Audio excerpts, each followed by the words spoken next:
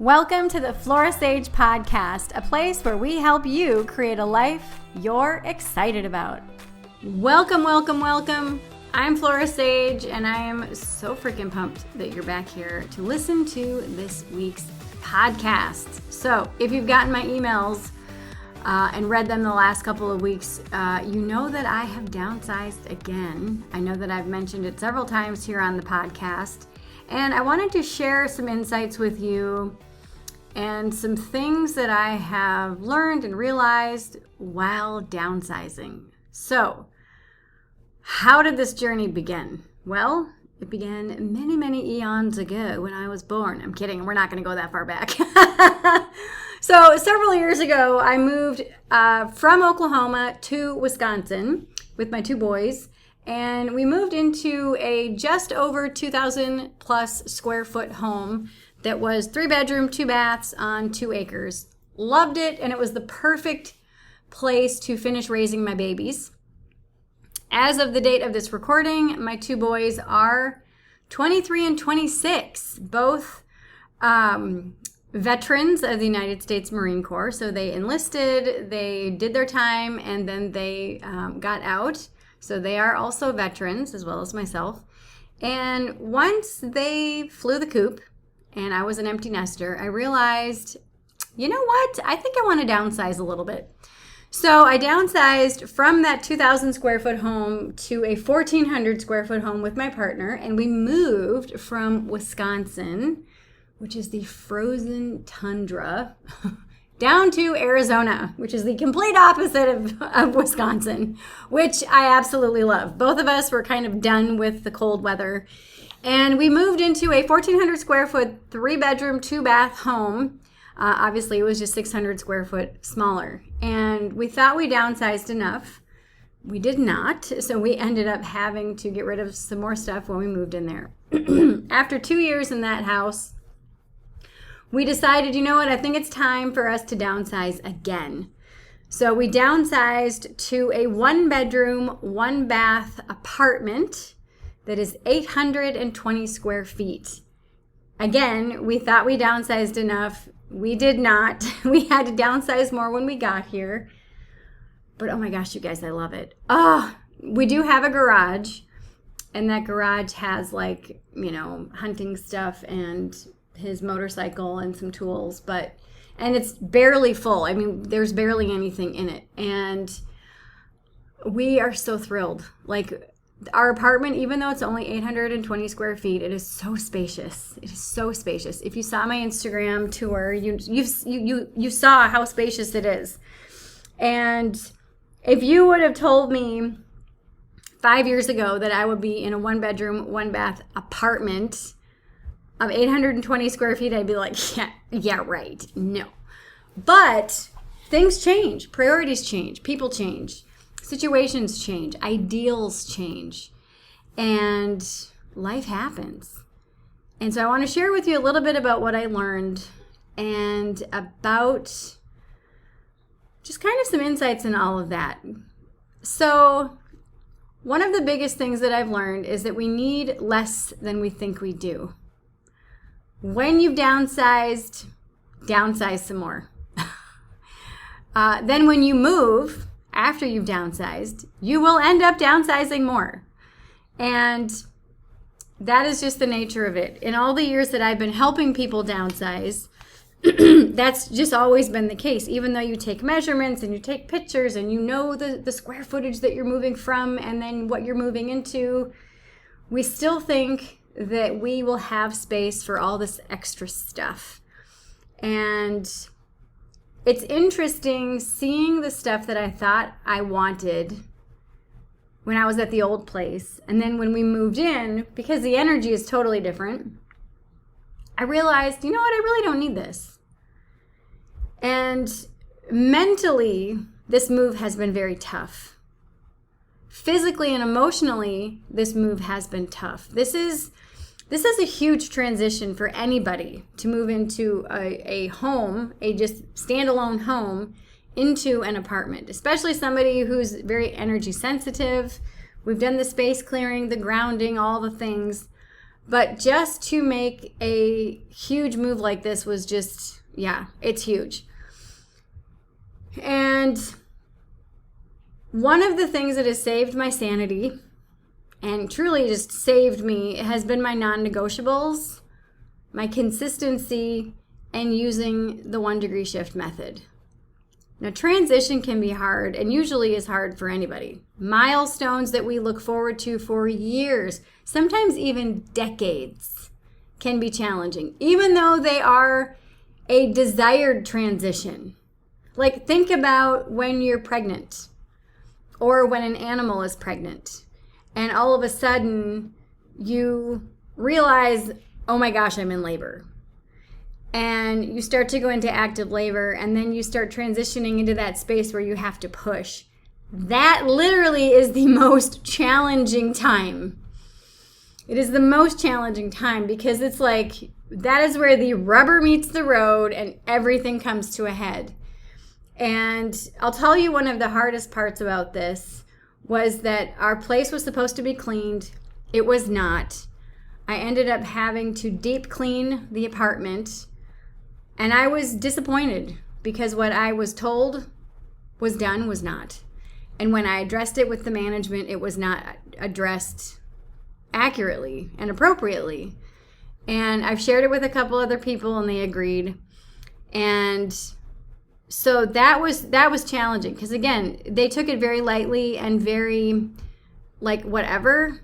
And like it was just no big deal. And for us, this transition was a big deal. We literally got rid of half of everything that we owned to move here. And so emotionally and spiritually, that was exhausting. But physically, it was even more exhausting because I had to do a job that was supposed to be done, and they wouldn't take care of it. So when you're shifting, whether it's moving, downsizing, going from one job to another, going from one relationship to another, it can often seem like everybody else around you is staying the same and staying in their routine. Meanwhile, everything about your life is different.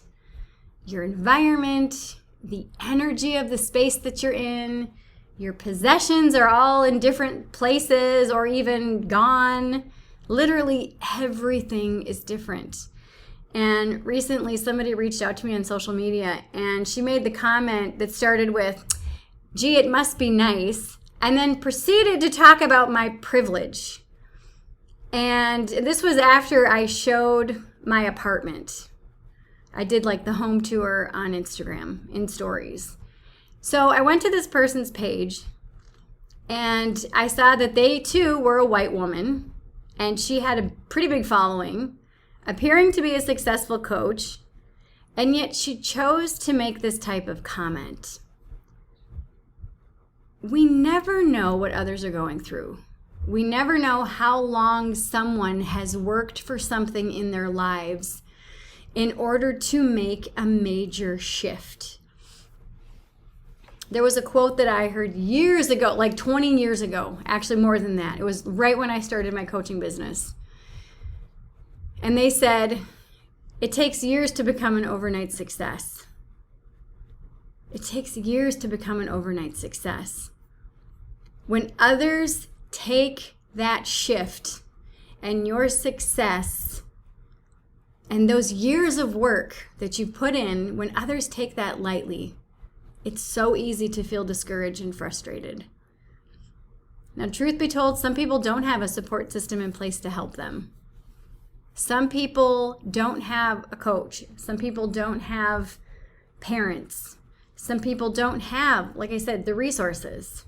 When I was just getting started, I didn't have a support system. I was living in Oklahoma as a single mom on food stamps. I was working full time and I was taking care of my boys. And deep down, I knew that my situation was only for now. I knew it wasn't forever. And that vision, back in the day, way back in the day, got me here to where I am today. Now, you often hear me talk about your vision and then your vision beyond the vision. This is when you create a goal. Now, this is typically something that I talk with my private clients about, but this is when you create a goal. Then you create a goal after that goal. So that way, when we achieve something, so hang on. When we achieve something, it's usually without fanfare. Usually it seems very lackluster. You're like, yay, I wrote a book. And then you tell everybody, I wrote a book.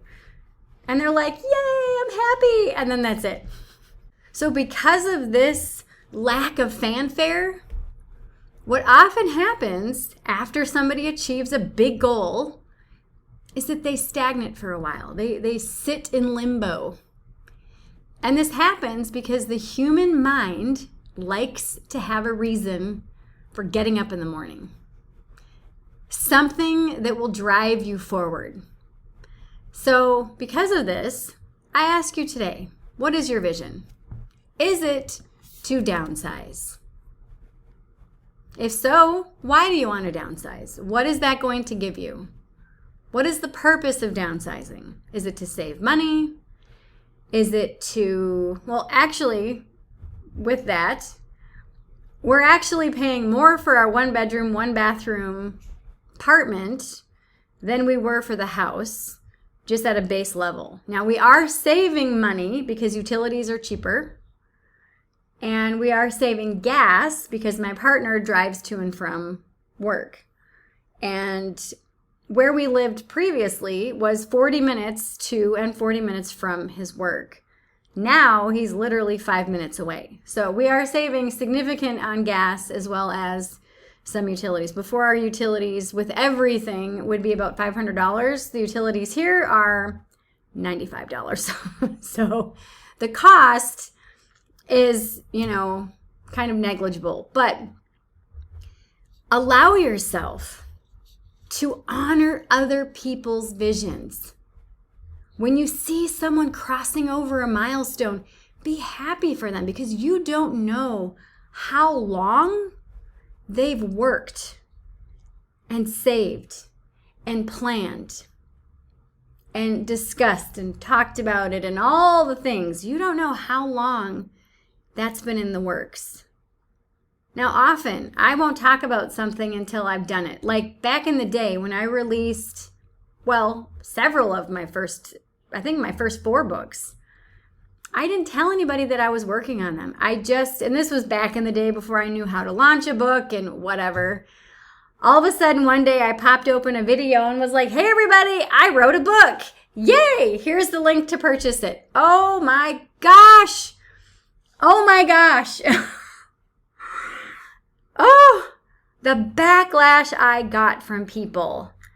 The backlash. Some of you have been with me for a long time. You saw that backlash. People were pissed. They didn't celebrate it. People were pissed that I wrote a book. And then the second book that came with a CD. Oh, they were even more pissed. I was literally getting death threats. I was like, are you kidding me, people? What is your problem? People were calling me a fraud. They were calling me all kinds of things. And I was like, I don't understand why someone doesn't celebrate someone else's success. And that's when I first started to dig into this phenomenon. When other people succeed, how it triggers other people and their lack of success or their lack of dedication and their lack of non-negotiables and their lack of consistency. Your lack of consistency, your lack of results is literally because you lack consistency. It's not because you're doing the same things that I'm doing and whatever, What are your non-negotiables? I'm actually going to talk about that in the next episode because that's a huge thing. What is your vision? And then what is the vision beyond that vision? Get clear about this. Why? My vision back in the day when I was that single mom on food stamps, getting Sooner Care, which is the Oklahoma-based, health insurance for the boys. And I was on WIC, which is like food stamps, and I was on daycare assistance. I actually had to turn down a raise because I did the math, and the raise that they were going to give me would not even begin to cover health care and daycare. I'm like, I can't accept this raise because I'm not going to be able to pay for daycare. And they're like, seriously? I'm like, yeah. So I had to turn down a raise. I wanted it because I worked hard. I worked my ass off. And that's how a lot of people stay stuck in that situation. And then finally, after a couple years, they're like, yes, we're going to bump you up to this pay bracket so that you can afford to pay for daycare and all that jazz. But then at that point, I moved and all this other stuff. But I knew back in the day when I was on food stamps, I knew it was just for now. I knew it wasn't forever. And I had this vision of a house on acreage with space to raise my babies. And that's what we had in Wisconsin. That 3-bedroom, 2-bath home on 2 acres. It was perfect. And then my vision for after they left the house, and one of the reasons why I had kids young is I want to have kids young so I'm young enough to relate to them and be a good mom. And then when they leave the house, I'm still young enough to enjoy life. Because my parents had me when they were 36 and 38. And my mom passed away when I was 12, so she never got to enjoy retirement. And my father, when he retired, he was very busy. He's like, I don't even know how I had time to work. Oh my gosh, I'm so busy doing all my fun stuff, And then he passed away 9 years ago from cancer. So, we got to enjoy life. We have to enjoy life. But how do you enjoy life if you don't have a vision for what you want? Do you stay home scrolling on social without any intention? So allow yourself to ask, what do I want? What do I want? And this stumps people more than anything. When I ask people this, what do you want? So often people say, I don't know. I don't know. And the reason why people don't know what they want is because they have been told what they want from other people all their life, because they're in bad relationships, whether, with a narcissist, a codependent relationship. I recently celebrated my 7-year anniversary with Codependency Anonymous. I got my 7-year chip. And I got to tell you, looking at this 7-year chip, it brings tears to my eyes because so much has changed. And when I first asked myself that first day, on day 1, when I got my 24-hour chip, when I asked myself, what do I want? I didn't know.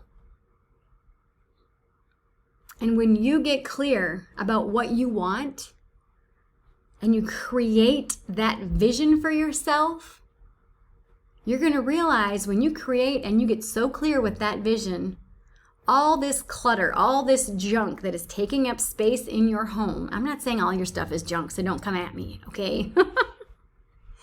But what I'm saying is you start to realize very quickly what truly is taking up space and what doesn't need to be there and what's critical, like what absolutely needs to be there. That is one of the biggest things that I've learned, and I already shared that with you. We require less than what we think as far as physical possessions.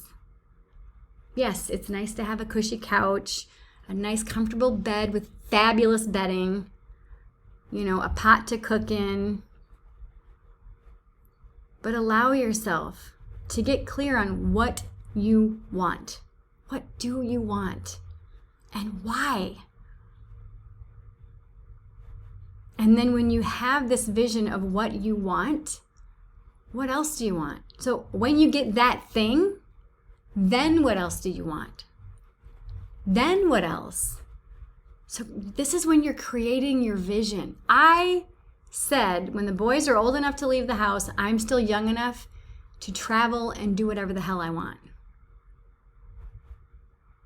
And that's why we downsized to the 1-bedroom, 1-bath apartment. So that when we do go and travel, like we did this past weekend, you saw on my Instagram all my pictures from Sedona. It was absolutely incredible. We don't have to worry about it. We don't have to worry about a big house. We don't have to worry about any of that stuff. And soon, who knows, we might downsize even more so. I probably guarantee we will. The more that I get rid of, the more free I feel, because my vision is travel. My vision is being able to go where the wind takes me, and I'm totally okay with that. Others, not so much. Others might not want that at all, and that's perfect, because your vision and what you want should look different from everybody else. So today, get clear about what you want and why you want it. That's your vision. And then get clear about that next step.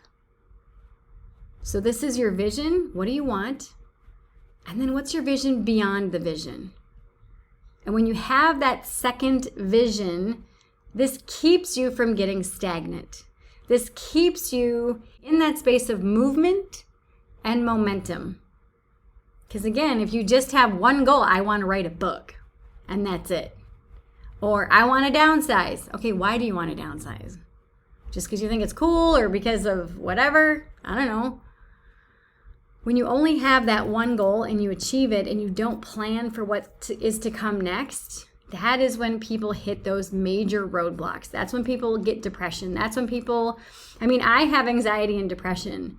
And even though I have ideas and goals and visions for the next 10 years, this move was still hard because transition is challenging, because our brain thrives on habit and routine and consistency. That's how we've survived. Our brain only has so much blood glucose to make decisions with.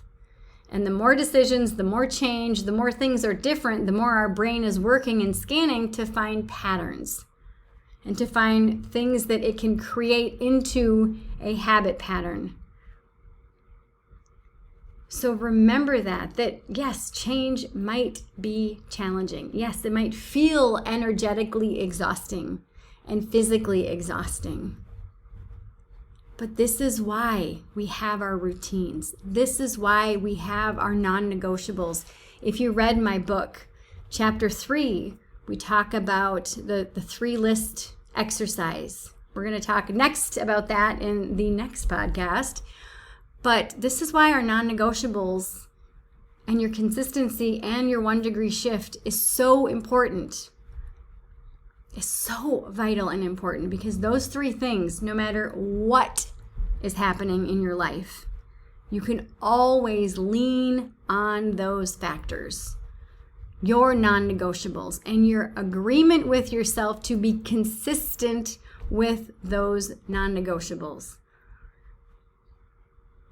All through the 1-degree shift method. And that is your willingness to take action one baby step at a time. And that's huge. So remember, all it takes is a clear vision of what you want and the willingness to take one small 1-degree shift in the direction of that daily to get a life that you love. I hope this serves you today. I love you, and I will see you in the next episode. If you've been loving these episodes, it would mean the world to me if you would rate this podcast on iTunes. A 5-star rating is what I always aim for.